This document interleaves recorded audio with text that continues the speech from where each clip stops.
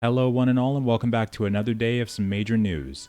There's been so many different news drops related to MMOs and RPGs over the past few days and weeks, but today I could not neglect to talk about one of my most anticipated upcoming games, Mount & Blade Bannerlord. As many of you know, TaleWorlds recently released some big news talking about the release date of Bannerlord, and if you for some reason have not seen it yet, they are scheduling it to come out around March 31st. Unless we get a delay, which would be some very sad news for the warriors of Calradia. If there's two things I told myself I would look forward to this year in terms of gaming, the first one is an MMO or an MMORPG title that I could settle down and dedicate myself to instead of my usual game hopping behavior. And the second one, and just as crucial part, is Bannerlord. This is a game I feel myself and a lot of other people have waited almost a decade for, and to finally say that we're going to hopefully have the opportunity to jump into it, it's just insane. If you folks haven't seen yet, I've been playing a lot of the Bannerlord beta, which consists only of the multiplayer aspect, and I've been absolutely loving it. I haven't been doing as many Bannerlord news videos as I used to because I've been getting so addicted into jumping into the captain mode or maybe even the custom matches or skirmishes. Interacting with the community has been awesome just these past few months, and I'm really glad I waited as long as I did to finally give multiplayer a try. Before Bannerlord, I was always playing campaign mode when it came to Warband, Viking Conquest, or the original. But now I think that the multiplayer aspect will end up being a big part of my playtime in this game. Also, before we get started, if you haven't seen yet, there has been a release of Bannerlord's first ever mod called Custom Battle Mod, and this mod ended up being a ton of fun for a taste of how the single player experience was going to go. Since the multiplayer is all we get right now in Bannerlord, this was the closest thing that we were going to get to the other side of that. And it's been insane. Jumping into battles with hundreds if not thousands of troops has been a lot of fun, and it's been great testing out what those kinds of battles will look like, although it does get insanely laggy once the battle gets close to ending. One thing I did want to start this video off with as well is that they have just released a brand new patch for Bannerlord's multiplayer, and this one feels like it might be the biggest one yet. We had so many changes at once that when I jumped into captain mode, I immediately thought my game was bugged and that I needed to relaunch the client after the game ended. We had multiple gameplay and animation based changes, mostly related to the combat abilities of low level troops in captain mode, and movement based and range based improvements. We even had multiple art overhauls and loadout changes. We went from very limited melee weapon choices like the Botania and Oathbounds only being able to use mainly swords for primary weapons, to a whole new expanded amount of choices that is perfect for coordinating with your teammates to ensure victory.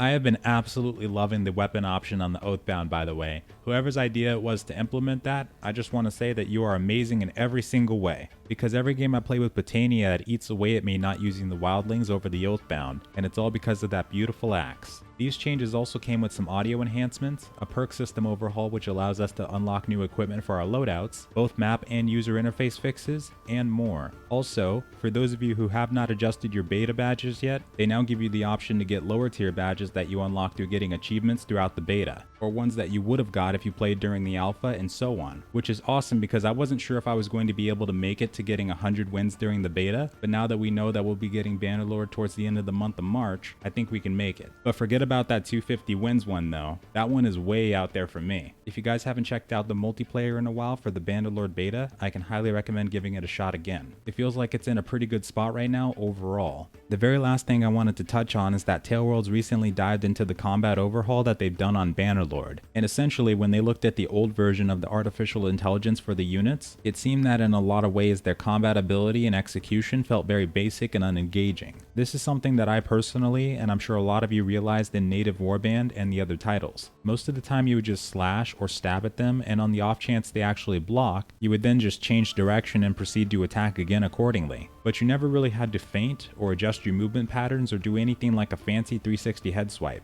Actually, most of the time in sieges, I would just stack all my units right next to the siege ladders attached to our battlements, and then I just start overhead slashing away and wiping all the enemies down until the battle was won. Although I won't lie, I did enjoy winning those kinds of battles with 150 kills under my belt when the enemy outnumbered us 2 to 1. I had actually never really needed to feint that much in Mount & Blade until I jumped into Bannerlord's multiplayer. Now that was definitely a rude awakening that made massive improvements on my combat experience and skill, which wasn't a lot to begin with. And now I'm glad that they're making it harder and also the multiplayer existed first. I feel like it's going to be an entirely different game for me going into the campaign, especially when it comes to the tactics system. Speaking of which, they do mention that exact topic in this blog. They say that the individual AI considers its opponent's blocking direction when deciding its own attack direction, and this applies at all melee levels. So you luckily won't have to worry about getting a gladiator god coming up against you when first starting out, but the in-game units are going to put up a challenge that's going to keep you engaged in the gameplay itself. and they might even cause us some anger every now and again. This also applies to their consideration when the AI are given orders. They are going to remain in that formation and position for as long as you need them to, but they will also take opportunities to execute attacks on the enemy. They're also still going to try to exploit attack opportunities if the situation arises, and they're overall going to start playing more defensively.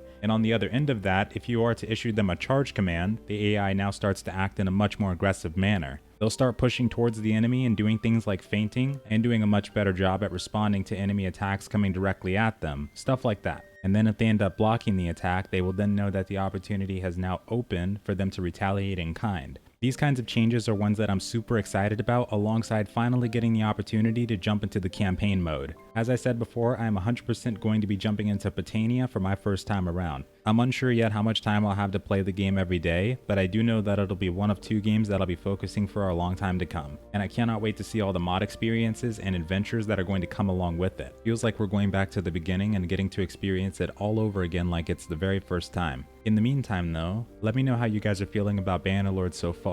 What type of stuff would you like to see from the game and its mods? And more importantly, who's going to be your first faction of choice when you jump into the campaign? Let us all know in the comments below. And with that folks, thank you all very much for joining me, and I hope you have a wonderful night or day. And farewell.